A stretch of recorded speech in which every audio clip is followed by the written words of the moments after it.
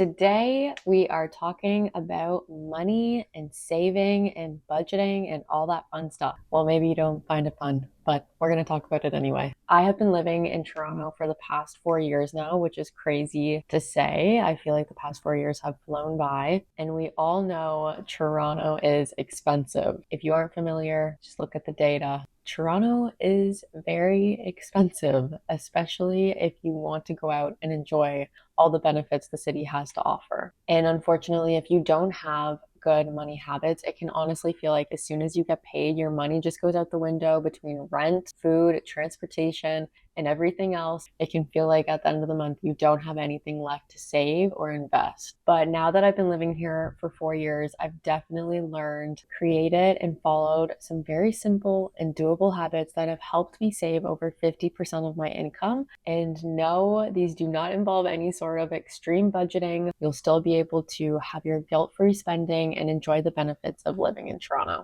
If you're new here, hi, I'm Jenna. I live in downtown Toronto and I am documenting my journey of building my dream life on YouTube and sharing any important habits or routines that I think might help you build yours as well. In today's video, I'm going to be sharing with you 7 practical habits that will help you save more money without feeling like you're deprived or you're extremely budgeting or you're in some sort of financial lockdown mode. These are tips that can help anybody, no matter where you live. Let's get into it. Now, this is easily one of the biggest ways you can save money: meal prepping and reducing the number of times you eat out. If you're cringing because you are someone that loves eating out and enjoys trying new restaurants, I'm not saying you never have to eat out. I'm just saying reduce the number of times you eat out. Once you find meals that you absolutely enjoy eating, you won't feel the need to eat out constantly. Typically, I prep 2 to 3 batches of meals during the week, and this includes mainly lunches and dinners. And then for breakfast, I typically either have like a smoothie or I also will prep overnight oats. And not only will this help you save hundreds of dollars from eating out less, but it'll also help you eat healthier because you can control exactly what is in the food and it will help you waste less food. And meal prep doesn't have to be anything fancy. Like I said, once you find those classic meals that you love, you can just rotate between your favorite. Classics for me are literally so simple, just like chicken thighs with rice and veggies on the side. I'm obsessed with pesto pasta. Anything involving pesto pasta I love. So I would recommend going through Pinterest and finding some meal prep ideas that you love and you will enjoy eating. And another good way to save money before you start to meal prep for the week is check your flyers. I highly recommend using the app called Flip, so you can look through all the different flyers. If you have multiple grocery stores in your area like I do, if you live in a city, I'm sure you will, and you can see exactly what is on sale, and then you can meal prep based on that. This combo of buying on sale and also meal prepping will save you hundreds of dollars, because when you eat out in Toronto, you will easily spend upwards of $100 on a dinner out, which honestly, that could be a week or two of groceries for you. So my partner and I typically reserve eating out for special occasions, celebrating, or if we have a really hard week at work, then sometimes on Friday night we'll be like, okay, let's go treat ourselves to a dinner out. But it's not something we're doing every single weekend or multiple times a week. Let's talk about budgeting that is actually sustainable and something that you can maintain. I follow a very simple budgeting system, which I actually learned from one of my favorite books, I Will Teach You to Be Rich by Ramit Shetty. And he talks about having different categories of spending. So he talks about having your fixed costs, your investments, your saving goals, and then he literally groups everything else under guilt-free spending. Although this is a very simple way to budget, it kind of changed budgeting for me because I used to categorize based on like how much I'd spend on clothing, eating out, Ubers, concert tickets, any sort of event, birthday gifts, all that stuff. I was literally categorizing everything separately, which feels a lot more like nitpicky and extreme when it comes to trying to like budget your money. Whereas when you group everything under guilt-free spending, it enables you not to have to worry about, oh my gosh, I already spent this money here. You have a pool of money from your income every month that is your guilt-free spending, and you spend it on whatever you want. But once it's gone, then you need to obviously stop. Your guilt-free spending is gone. So let's talk about percentages for each. So Ramit recommends, this is all of your take-home money after taxes, obviously. This is not pre-tax. The general guidelines are fixed costs should be 50 to 60%. Investments should be about 10%. Savings should be 5 to 10%. And then your guilt-free spending should be 20 to 35%. And guilt-free spending, he says, is like dining out, drinking, movies, clothes, shoes, etc. And the difference between saving and investments is when it goes in, if you're in the States, like your 401k, your Roth IRA, or if you're in Canada, it's like your TFSA, your RRSP. That is all of your investments. And then your savings would be like vacations, gifts, house down payment, or you're just cash for unexpected expenses, all that stuff. I have taken a version of that and made my own. So I've kind of grouped it down even further. I've combined my investments and savings in one. So when I say I'm saving 50% of my income every month, I'm not spending that 50% on vacations or guilt-free spending. All of that, when I say saving, is actually my investments. So I'm putting all of that away and I'm investing it immediately. And then I have 40% of my income that goes to my fixed costs. Majority of that, honestly, is rent, because rent in Toronto, as you can expect, is quite high. That has reduced even lower than 40% now that I've gotten a new job that's downtown Toronto and I can just walk to work and I don't have to be regularly commuting on the train anymore. And then the rest of it, my guilt-free spending is about 10 to 15%. And that does fluctuate a little bit. When I do go on vacations, I obviously do reduce the amount that I am saving and investing, but typically on average, about 50% there.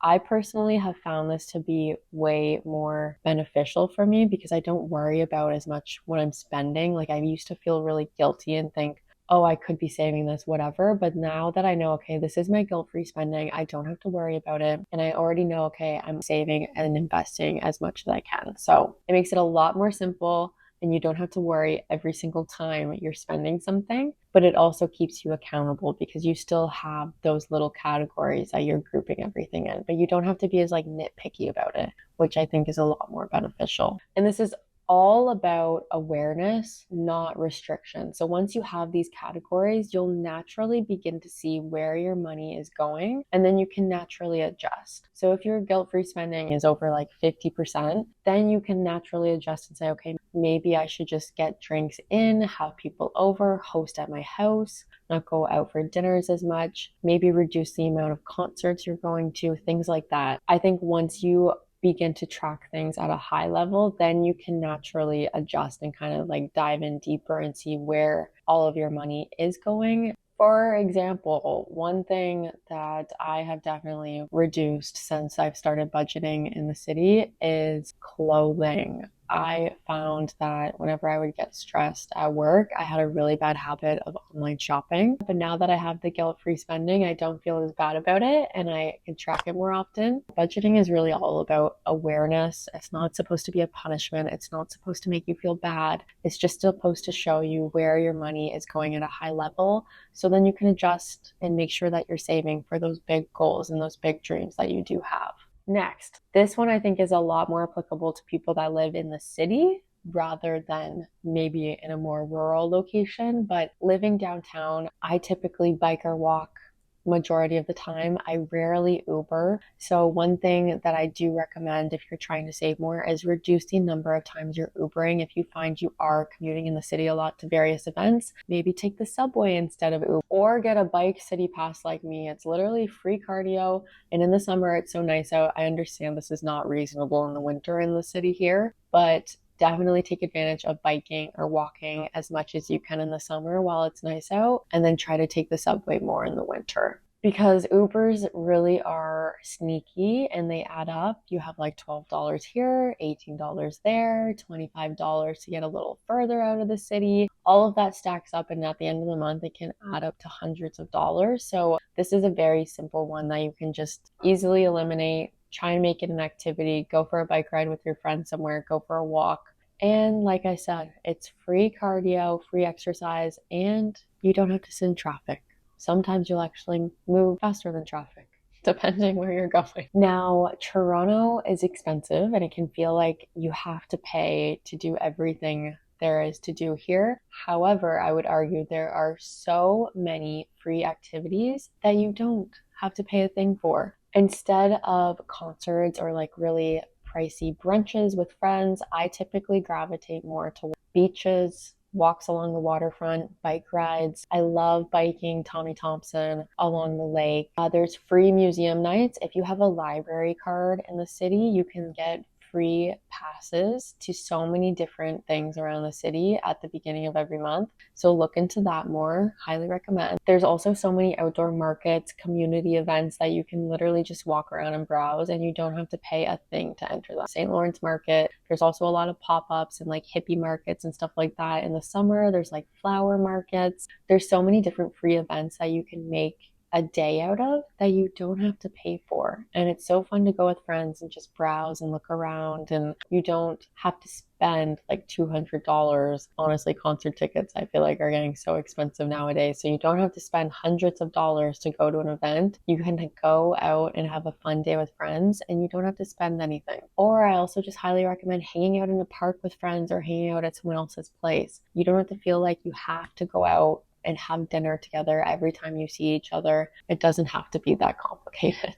I think it's as simple as understanding you don't have to spend money to have fun. And part of living in Toronto is finding those little hidden gems. Now, this next one is definitely not for everybody, but I have saved so much money by cutting alcohol completely out of, I guess, diet, you can say, but out of my life. I don't drink alcohol anymore. I'll occasionally have a drink, maybe on vacation, but that's about it. And the amount of money that I save now that I don't drink or I don't go out to bars, or I'm not buying like a glass of wine or a bottle of wine when we go out for dinner is insane. Hundreds and hundreds of dollars. Now, you don't need to be as extreme as me by completely cutting it out. I didn't cut alcohol out for money. That was just a side benefit. I cut it out for health purposes. So if you are interested in becoming healthier, and honestly, you just have so much more energy in general because you're not hungover the next day, highly recommend giving it a try. Maybe try, dry January, dry February. You can literally do dry, enter any month. You don't have to wait until January. So if you just reduce the amount of alcohol you're buying out, the amount of alcohol you're consuming, you will notice that you will have hundreds of dollars extra every month that you'll be able to save and invest. And you might be thinking, all of my social events revolve around alcohol, because that was definitely something that crossed my mind when I was thinking about stopping drinking. But I still go to those events. I just don't drink. I'll bring a soda water, I'll bring a ginger beer, I'll bring any other sort of mocktail. You still can participate in any event, any sort of fun social thing your friends are doing, but you don't have to drink. I think if anyone is pressuring you or calling you out for not drinking, maybe you should reevaluate why you're friends with them, because anyone that's nice will not do that. That is just really whack that they're pressuring you, and very immature that they're just pressuring you to drink. It's kind of odd. Personally, I will share, once I did stop drinking, sometimes you will find that you really realize who your true friends are, because sometimes you only see people when you go out to the bar. Then you realize, oh wow, okay, these were not really true friends. They're just drinking friends. And that's okay. And it's honestly for the best that you just realize who your true friends are, and not just hanging out constantly with people because your shared common interest is drinking. I don't think long term it's healthy to maintain those sort of friendships. So I think it's better now than later to figure that out. So give it a try. And I'd love to know what your experience of being sober is too. If you've noticed the same like social shift that I noticed too. Yeah, I'd love to know in the comments. Now, the next one that is a little harder to control and shift immediately is living closer to where you work. Commuting costs so much money. Either you own a car, you're paying for a lot of gas, you're paying for parking, potentially downtown maybe, or you're taking the train, subway, all that stuff, and it adds up. Believe me, I used to work outside of the city while I was still living downtown, and I was easily spending over $300 a month to regularly take the GO train in and out of the city. And while the GO train was a lot more comfortable than the subway, in the summer months, it would not be comfortable because everyone's coming to concerts, everyone's coming to events. It would be so packed, you wouldn't even have a seat, but it was still so expensive. And then you're exhausted after work and you're like, wow, I gotta sit on the GO train for like 40 minutes. Believe me, you will have a completely different experience and you'll have so much extra money to save when you are commuting close. I'm sure this is not groundbreaking, but it's actually so shocking when I moved to the city, realizing how many people commute and just how normal it is. I grew up in a small town and it was not normal to have a large commute. Everyone, maybe max, had like a 20-minute commute. But then once I moved to the city and I started working here, everyone commutes typically, I'd say minimum an hour, at least minimum like 40 to 30 minutes. I used to have old coworkers who were commuting from Barrie or even Parry Sound, which is like northern Ontario-ish, not close to the GTA, and they would commute down to the western side of the GTA. That is hours of a commute one way, and they're doing that every day. We were not a remote or hybrid. We were in the office 5 days a week.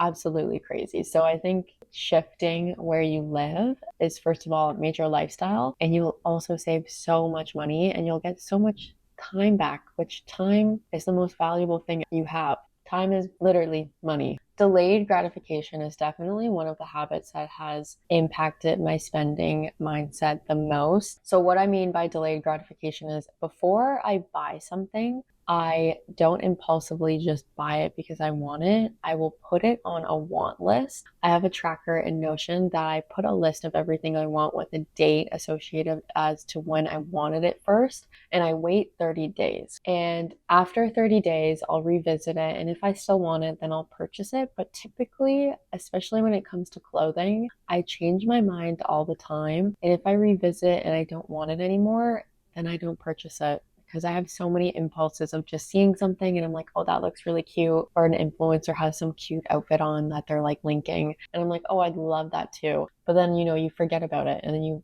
don't even revisit it after 30 days because it was just an impulse. It wasn't actually something that you really wanted. It was just that ad or that marketing or that influencer. They gotcha. And 9 times out of 10, you'll revisit it and you would have moved on. Impulse spending definitely used to be one of my weaknesses when it came to budgeting and when it came to saving. But now I feel a lot more in control of what I'm buying and knowing that I actually will need this and want this long term. And it's a lot easier to feel confident buying things rather than having that guilt or regret, which I know we've all experienced. So those are my 7 key practical habits that help me save money and invest while living in one of the most expensive cities in the world. And they're not about being extreme. It's about making aligned choices that support your long-term dreams and goals. Because ultimately, the more money you save and invest now, it will compound and become more money that you'll have for your future house, your future business, whatever it may be. You'll have more money to put towards that.